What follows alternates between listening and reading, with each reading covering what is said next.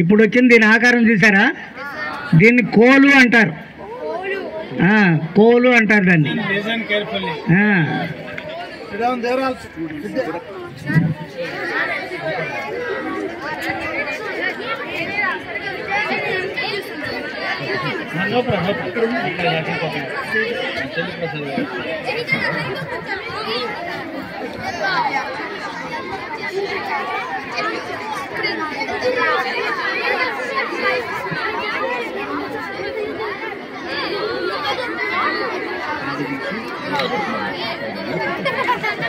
ఇప్పుడు ఏం పడతారా? బొంగ.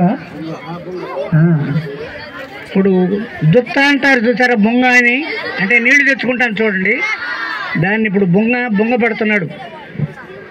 చిన్న అంచు ఉంటుంది, పెద్ద అడల్పుగా వాటర్ వస్తుంది. దాన్ని సరిస్తే కుండ అయిపోద్ది. అట్లా సరవడం అంటే రాయి పెట్టి తల పెట్టి తరవాలి. అవన్నీ సార్ చెప్పలేదు. ఇంకా మరి చెప్పుంటే అన్ని తెచ్చేవాడు.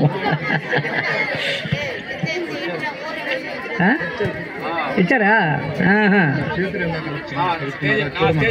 చూడు ఎలా చేయి పెడుతున్నారో చూడండి. అది ఇప్పుడు ఏ ఆకారంగా ఉంది? కుండ అంటే డెల్పుగా ఉంటుంది. నేను చెప్పా బొంగ అంటారు దాన్ని. ఇప్పుడు దీనికి ఇప్పుడు ఇంతవరకు పేరు ఏంటంటే వాట అంటారు.